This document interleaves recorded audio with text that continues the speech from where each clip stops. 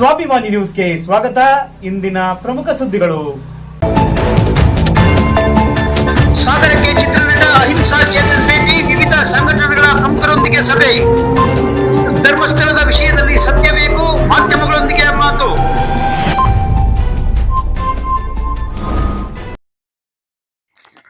ಸಾಗರಕ್ಕೆ ಚಿತ್ರನಟ ಅಹಿಂಸಾ ಚೇತನ್ ಭೇಟಿ ನೀಡಿ ವಿವಿಧ ಸಂಘಟನೆಗಳ ಪ್ರಮುಖರೊಂದಿಗೆ ಮಾತುಕತೆ ನಡೆಸಿದರು. ಈ ಸಂದರ್ಭದಲ್ಲಿ ಮಾತನಾಡಿದ ಅವರು, ಸಮಾಜದ ಪರಿಕಲ್ಪನೆಯ ವಿಚಾರವಾಗಿ ಈಗಾಗಲೇ 140 ಮತಕ್ಷೇತ್ರಗಳಲ್ಲಿ ಸಭೆ ನಡೆಸಲಾಗಿದೆ. ಸಾಗರ 141ನೇ ಮತಕ್ಷೇತ್ರವಾಗಿದ್ದು, ಇಲ್ಲಿಯ ವಿವಿಧ ಸಂಘಟನೆಗಳು ಉತ್ತಮ ಸ್ಪಂದನೆ ದೊರೆಯಲಿದೆ. ಸಮಾಜದ ಪರಿಕಲ್ಪನೆಯಲ್ಲಿ ರೈತ, ಪ್ರಾದೇಶಿಕ, ದಲಿತ ಹಾಗೂ ಮಹಿಳಾ ಸೇರಿದಂತೆ ಎಲ್ಲ ಸಂಘಟನೆಗಳು ನಮಗೆ ಬೇಕು. ನಮಗೆ ಯಾವ ವ್ಯಕ್ತಿ, ಯಾವ ಜಾತಿ, ಯಾವ ಭಾಷೆ ಮತ್ತು ಯಾವ ಧರ್ಮಗಳು ಶತ್ರುಗಳಲ್ಲ. ಮುಖ್ಯವಾಗಿ ಅಸಮಾನತೆ ಮತ್ತು ಅನ್ಯಾಯದಿಂದ ಕೂಡಿರುವ ವ್ಯವಸ್ಥೆ ನಮ್ಮ ಶತ್ರುವಾಗಿದ್ದು, ಅಸಮಾನತೆಯಿಂದಲೇ ಅನ್ಯಾಯದಿಂದ ಕೂಡಿದೆ ಎಂದರು. ಈ ಸಂದರ್ಭದಲ್ಲಿ ಧರ್ಮಸ್ಥಳದ ವಿಚಾರದಲ್ಲಿ ಮಾತನಾಡಿದ ಅವರು, 80 ಹಾಗೂ 90ರ ದಶಕದಿಂದ 2013ರವರೆಗಿನ ಅಸಹಜ ಸಾವುಗಳ ತನಿಖೆಯ ಸತ್ಯ ಹೊರ ಬರಬೇಕು ಎಂದರು.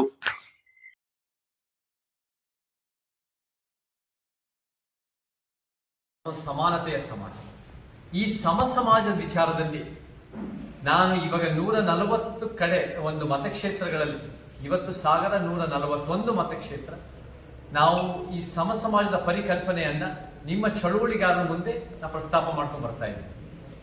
ಇವತ್ತು ನಮಗೆ ನಾವು ಪ್ರತಿ ಒಂದು ಕಡೆನೂ ಒಂದು ಪ್ರೆಸೆಂಟೇಷನ್ ಮುಖಾಂತರ, ಒಂದು 25 ನಿಮಿಷದ ಒಂದು ಪವರ್ ಪಾಯಿಂಟ್ ಪ್ರೆಸೆಂಟೇಷನ್ ಮುಖಾಂತರ ಸಮಾಜ ಹೇಗೆ ನಿರ್ಮಾಣ ಮಾಡಬಹುದು ಅನ್ನೋದ್ರ ಬಗ್ಗೆ ಬಿಡಿಸಿ ನಿಮಗೆ ಹೇಳಿದಾಗ ನಿಮಗೆ ಕ್ಲಿಯರ್ ಆಗಿ ಅರ್ಥ ಆಗುತ್ತೆ, ವಿಷುವಲ್ಲೂ ಗೊತ್ತಾಗುತ್ತೆ. ಆದರೆ ಇವತ್ತು ಕರೆಂಟ್ ಇಲ್ಲದೆ ಇರೋ ಕಾರಣಕ್ಕೆ ಇಲ್ಲಿ ಸಾಗರದಲ್ಲಿ ನಾನೇನ್ ಮಾಡ್ತೀನಿ ಅಂದ್ರೆ, ಇವಾಗ ನಾವು ಸಮಾಜ ಕಟ್ಟಬೇಕನ್ನೋ ಉದ್ದೇಶನೇ ನಮಗೆ ರೈತ ಸಂಘಟನೆಗಳು ಬೇಕು, ಭಾಷೆ ಪ್ರಾದೇಶಿಕ ಸಂಘಟನೆಗಳು ಬೇಕು, ದಲಿತ ಬಹುಜನ ಸಂಘಟನೆಗಳು ಬೇಕು, ಮಹಿಳಾ ಸಂಘಟನೆಗಳು ಬೇಕು, ಎಲ್ಲರೂ ಬೇಕು. ಯಾಕಂದ್ರೆ ಒಂದು ಉತ್ತಮ ಸಮಾಜಕ್ಕೆ ಎಲ್ಲರ ಕೊಡುಗೆನೂ ಇದೆ. ನಮಗೆ ಬಹಳ ಮುಖ್ಯವಾಗಿ ಶತ್ರು ಇರೋರು ಯಾರು ಅಂದ್ರೆ, ಯಾವ ವ್ಯಕ್ತಿಯವರಲ್ಲ, ಯಾವ ಜಾತಿಯವರಲ್ಲ, ಯಾವ ಭಾಷಿಕರಲ್ಲ, ಯಾವ ಧರ್ಮದವರಲ್ಲ. ನಮ್ಮ ಶತ್ರು ಇರೋದು ಅಸಮಾನತೆ ಮತ್ತು ಅನ್ಯಾಯದಲ್ಲಿ ಕೂಡಿರೋ ವ್ಯವಸ್ಥೆ. ಸೊ ಈ ವ್ಯವಸ್ಥೆನೇ ಅಸಮಾನತೆ ಮತ್ತು ಅನ್ಯಾಯದಲ್ಲಿ ಕೂಡಿದೆ. ಇದನ್ನ ಸರಿಪಡಿಸಬೇಕು ಅಂದ್ರೆ ನಮ್ಮೆಲ್ಲರ ಹೋರಾಟಗಳು ಬಹಳ ಮುಖ್ಯ ಆಗುತ್ತೆ. ಸೊ ನಾವೆಲ್ಲರೂ ಒಂದು ಜೊತೆಗೆ ಸೇರ್ ಮಾಡಬೇಕಾಗತ್ತೆ. ಆದರ್ಶ ಸಮಾಜ, ಸಮಾಜ. ಸೊ ಆ ನಿಟ್ಟಿನಲ್ಲಿ ನಾನು ಇವಾಗ ಸದ್ಯಕ್ಕೆ ಸ್ವಲ್ಪ ಹಿರಿಯರೆಲ್ಲ ಮಾತಾಡ್ಲಿ, ನಾನು ಒಂದು 5 ನಿಮಿಷ ಕಾಯ್ತೀನಿ. ಇವಾಗ ಏನಾದರೂ ನಮ್ಮ ಒಂದು ಕರೆಂಟ್ ಬರಲಿಲ್ಲ ಅಂದ್ರೆ ನಾನು ಪ್ರೆಸೆಂಟೇಷನ್ ಕರೆಂಟ್ ಇಲ್ದೇನೆ ಮಾಡ್ತೀನಿ. ಅದನ್ನ ನಿಮಗೆ ವಿಜುವಲ್ ಆಗಿ ಅದನ್ನ ನೋಡ್ತಾ ನಾನು ಮಾತಾಡ್ತಾ ಬಂದ್ರೆ ನಿಮಗೆ ಕ್ಲಿಯರ್ ಆಗಿ ನಮ್ಮ ಉದ್ದೇಶಗಳು, ನಾವು ಈ ಸಮಾಜನ ಥಿಯರಿಯಿಂದ ಪ್ರಾಕ್ಟಿಕಲ್ ಆಗಿ ಏನ್ ಕಾರ್ಯರೂಪಕ್ಕೆ ತರಬಹುದು ಅನ್ನೋದು ನಿಮ್ಗೆ ಅರ್ಥ ಆಗುತ್ತೆ. ಸೊ ನನಗೆ ಸೂಪರ್ವಾಗ್ಲೂ ಈ ರೀತಿ 463 ಅಸಹಜ ಸಾವುಗಳಾಗಿದೆ ಅಂತ 2013ನಲ್ಲಿ ಇದೇ ಧರ್ಮಸ್ಥಳ ಸುತ್ತಮುತ್ತ ಆಗಿದೆ ಅನ್ನೋ ಒಂದು ರೀತಿಯಲ್ಲಿ CPM ಪಕ್ಷ ಅದನ್ನ ಒಂದು ಲಿಸ್ಟ್ ಬರೆದಿದ್ದಾರೆ. ನಮಗೆ ಇವತ್ತಿನ ದಿನ ಅಸ್ಥಿಪಂಜರಗಳು ಸಿಗುತ್ತೆ, ಎಷ್ಟೋ ಒಂದು ರೀತಿ ಪ್ರಶ್ನೆಗಳು ಹುಟ್ಟಾಗ್ತಾ ಇದ್ದಾವೆ. ನಮಗೆ ಸತ್ಯ ಬೇಕು ಅಂತ ಹೇಳಕ್ಕೆ ಇಷ್ಟಪಡ್ತೀವಿ.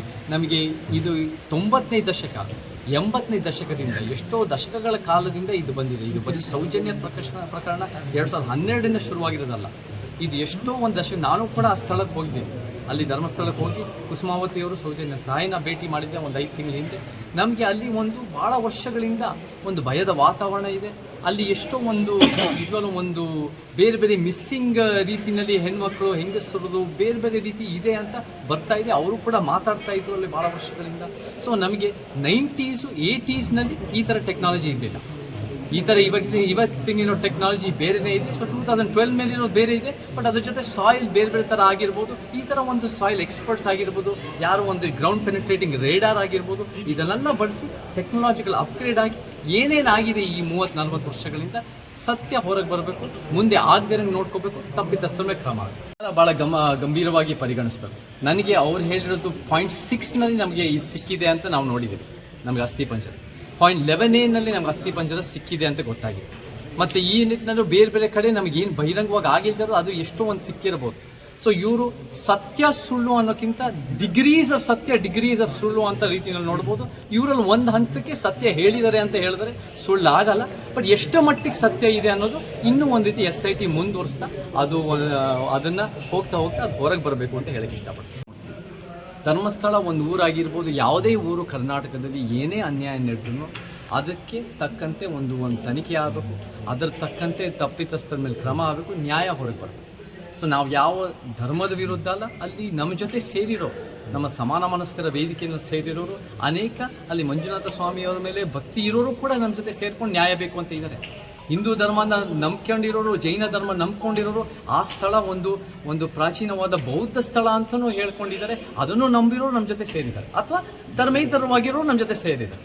ಸೊ ನಮಗೆ ಎಲ್ಲ ಒಂದು ಸಿದ್ಧಾಂತಕ್ಕೆ ಆ ಒಂದು ಯಾವುದೇ ಬಲಪಂಥಿ, ಎಡಪಂಥಿ, ಮಧ್ಯಪಂಥಿ ಮೀರಿ ನಮಗೊಂದು ನ್ಯಾಯ ಸಿಗಬೇಕು, ಒಂದು ಏನು ಸತ್ಯ ಇದೆಯೋ ಹೊರಗೆ ಬರಬೇಕು, ಮತ್ತು ಅದರ ತಕ್ಕಂತೆ ನಮಗೆ ತಪ್ಪಿತಸ್ಥ ಮೇಲೆ ಕ್ರಮ ಆಗಬೇಕು ಅನ್ನೋ ಹೋರಾಟ ಮುಂದುವರಿಸ್ತೇವೆ ಹೊರತು ನಾವು ಯಾವ ವ್ಯಕ್ತಿ ವಿರುದ್ಧ ಅಲ್ಲ, ಯಾವ ಒಂದು ಧರ್ಮದ ವಿರುದ್ಧ ಅಲ್ಲ.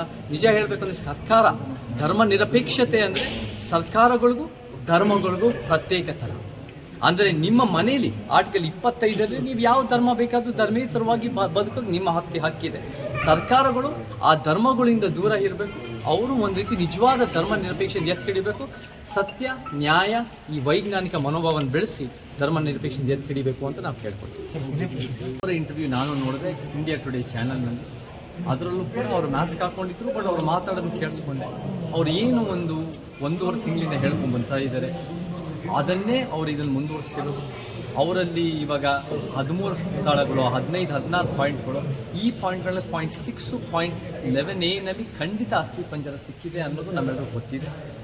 ಅದು ಇನ್ನೇನೇನು ಸಿಕ್ಕಿದೆ ಅನ್ನೋದು ಬಹಿರಂಗವಾಗಿ ಗೊತ್ತಿಲ್ಲದೆ ಇರ್ಬೋದು, ಅಲ್ಲೂ ಕೂಡ ಸಿಕ್ಕಿರ್ಬೋದು ಅನ್ನೋ ರೀತಿಯಲ್ಲಿದೆ.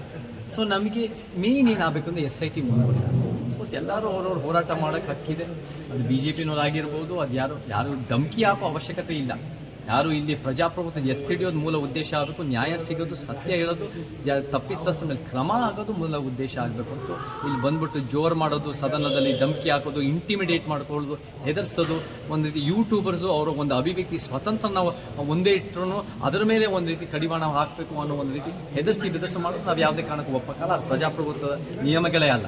ಆದರೆ ನೀವು ಹೋರಾಟ ಮಾಡ್ತೀರಾ, ನೀವು ಖಂಡಿತ ಅದ್ರ ಪ್ರತಿಯೊಬ್ಬರಿಗೂ ಸಂವಿಧಾನದ ಹಕ್ಕಿದೆ, ಆರ್ಟಿಕಲ್ 19 ಎತ್ತಿ ಹಿಡಿಯೋ ಹಕ್ಕಿದೆ. ಸೊ ನನಗೆ ಆ ಒಂದು ಹೇಳಿಕೆ ಬಗ್ಗೆ ನನಗೇನು ಗೊತ್ತಿಲ್ಲ, ಬಟ್ ಅವ್ರ ಮಾತನ್ನು ಕೇಳಿದಾಗ ನನಗೆ ಅದರಲ್ಲಿ ಏನೋ ಒಂದು ಸತ್ಯ ಇರಬಹುದು ಅನ್ನೋದು ನಾನು ಅಂದ್ಕೊಂಡಿದ್ದೀನಿ. ಮತ್ತು ಮುಖ್ಯವಾಗಿ ಪೊಲೀಸ್ ವ್ಯವಸ್ಥೆನೂ ಕೂಡ ಅವ್ರನ್ನ ಪ್ರಶ್ನೆ ಮಾಡಿ, ಎಷ್ಟೋ ದಿನ SIT ಅದನ್ನು ಪ್ರಶ್ನೆ ಮಾಡಾದಮೇಲೆ ಅವರ ಅಗಿಯಕ್ಕೆ ಶುರು ಮಾಡಿದ್ರು. ಸೊ ಪೊಲೀಸ್ ವ್ಯವಸ್ಥೆಗೂ ಕನ್ವಿನ್ಸ್ ಆಗಿ SIT ಮೊಹಂತಿಯವರು ಮತ್ತು ಹಿರಿಯರು ಭಾಳ ಜನ ಒಳ್ಳೆ ಪೊಲೀಸ್ ಆಫೀಸರ್ಸ್ ಇದ್ದಾರೆ. ಆ ಪೊಲೀಸರಿಗೆ ಮೇಲೆ ಕಾನ್ಫಿಡೆನ್ಸ್ ಇರೋದ್ರಿಂದ, SIT ಮೇಲೆ ಕಾನ್ಫಿಡೆನ್ಸ್ ಇರೋದ್ರಿಂದ ಎಷ್ಟು ದಿನಕ್ಕೊಂದು ಹೊಸ ದೂರದಾರರು ಬರ್ತಾ ಇದ್ದಾರೆ ಹೊರಗೆ. ಸೊ ಆ ನಿಟ್ಟಿನಲ್ಲಿ ನಮ್ಗೆ ಇದು ಒಂದು ತಾರ್ಕಿಕ ಅಂತ್ಯ ಬರೋವರೆಗೂ ನಾವು ಇದನ್ನು ಯಾವುದೇ ಕಾರಣಕ್ಕೂ SIT ಅವರ ಕೆಲಸ ನಿಲ್ಲಿಸಬಾರ್ದು.